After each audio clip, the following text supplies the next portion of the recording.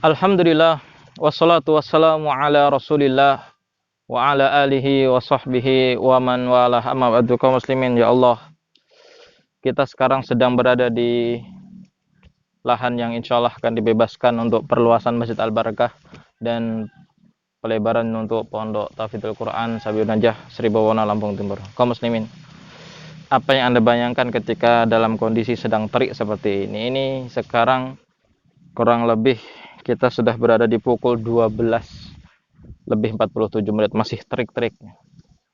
Apa yang teringat ketika melihat matahari yang sedang terik seperti ini? Setidaknya kita teringat tentang dua hal. Yang pertama, kita teringat dengan perjuangannya Bilal bin Rabah ketika mempertahankan keislamannya. Dia disiksa oleh majikannya Umayyah bin Khalaf. Dia dibawa ke luar pada matahari sedang terik-teriknya dan diminta untuk keluar dari agamanya, namun dia tetap mengatakan ahadun ahad.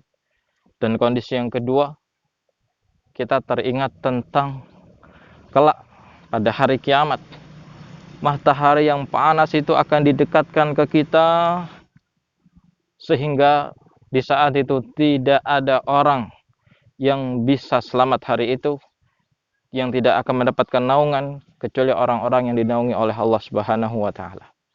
Bayangkan kaum muslimin, pada hari itu Rasulullah SAW mengatakan manusia ada yang keringatnya sampai ke kakinya, sampai ke betisnya, sampai ke pinggangnya, ada yang sampai mulutnya, ada yang tenggelam sesuai dengan kadar dosanya. Dan tidak ada yang bisa mendapatkan naungan pada hari itu kecuali orang-orang yang dinaungi oleh Allah SWT. Bagaimana kalau kita bernaung dulu, biar kita lebih enak untuk memotivasi. Kita sudah berteduh kaum muslimin. Bayangkan kaum muslimin, kalau seandainya matahari yang jauhnya berjuta-juta mil itu masih terasa panas di tangan kita, di wajah kita. Bagaimana seandainya kalau matahari itu didekatkan ke atas kepala kita? Apa yang akan dirasakan oleh kita? Wallahu a'lam. Karena Rasulullah SAW mengatakan ada manusia yang tenggelam dengan keringatnya. Ada yang keringatnya hanya sampai ke mulutnya, ada yang keringatnya sampai perutnya, ada yang sampai kakinya, ada yang sampai mata kakinya. Itu sesuai dengan kadar dosa-dosanya. Dan tidak ada naungan pada hari itu kecuali naungan Allah. Dan naungan Allah akan diberikan kepada 7 orang, kepada 7 jenis orang. Sebagaimana Rasulullah SAW mengatakan, sab'atun yudhilluhumullahu fi dhillihi yauma la dhilla illa dhilluh. 7 orang, 7 jenis manusia yang akan mendapatkan naungan Allah pada hari tidak ada naungan kecuali naungan Allah. Yang pertama, al-imamu adil, imam yang adil. Mungkin Anda pemimpin, mungkin presiden, gubernur, bupati.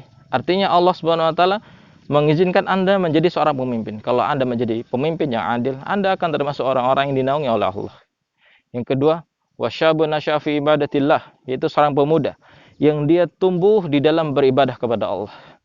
Artinya dia seorang pemuda yang menyibukkan masa mudanya dengan menuntut ilmu, dengan terus beribadah kepada Allah. Kemudian yang ketiga, warajulun qalbuhu mu'allaqun bil masajid. Jadi seorang laki-laki yang hatinya terpaut dengan masjid.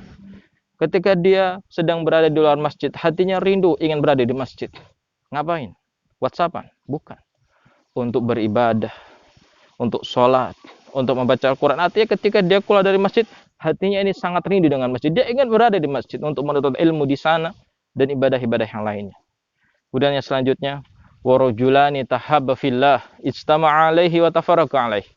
Dan orang yang selanjutnya adalah seseorang yang dia mencintai saudaranya. Mereka bertemu, mencintai karena Allah, dan mereka berpisah juga karena Allah. Artinya 2 orang yang dia menjadi sahabat karena keimanan, menjadi teman karena keimanan. Mereka berkumpul, mereka saling mencintai karena Allah. Artinya mereka saling menasihati dalam kebaikan, menasihati dalam kebenaran, dan mereka tidak berpisah juga karena Allah. Kemudian selanjutnya, warajulun da'athu imra'atun datu mansibin wa jamalin faqala inna khafullah. Dan orang yang berikutnya adalah seseorang yang dia diajak berzina oleh seorang wanita yang memiliki kecantikan dan kekayaan dan nasab yang bagus. Tapi dia memilih untuk meninggalkannya sembari mengatakan, ini akhafullah, aku takut sama Allah.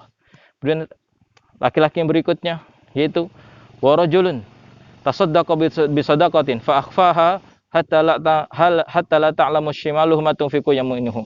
Dan seorang laki-laki yang dia menginfakkan hartanya sampai-sampai apa yang diinfakkan oleh tangan kanannya tidak diketahui oleh tangan kirinya. Artinya dia benar-benar diam-diam dalam menginfakkan hartanya.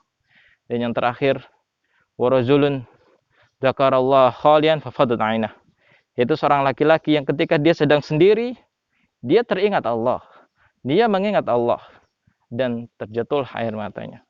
Bayangkan kaum muslimin, pada hari itu enggak ada naungan kecuali naungan Allah. Dan yang akan diberi naungan oleh Allah adalah 7 orang tadi. Imam yang adil, pemuda yang tumbuh di dalam beribadah kepada Allah, seorang laki-laki yang hatinya rindu dengan masjid, 2 laki-laki yang saling mencintai karena Allah, berpisah karena Allah, seorang laki-laki yang diajak berzina, dia punya kesempatan untuk berzina, namun dia memilih untuk meninggalkannya. Kemudian seorang laki-laki yang dia menginfakkan hartanya di jalan Allah, nggak ada yang tahu, sampai tangan kirinya nggak tahu apa yang diinfakkan oleh tangan kanannya. Dan yang terakhir adalah seorang laki-laki yang dia sedang duduk sendirian, dia sedang sendirian. Mungkin orang-orang kalau sendirian bermaksiat, dia sendirian mengingat Allah dan terjatuh air matanya. Kira-kira mana yang akan kita persiapkan? Dari 7 kelompok orang ini, kita berada di mana? Semoga bermanfaat. Barakallahu fikum.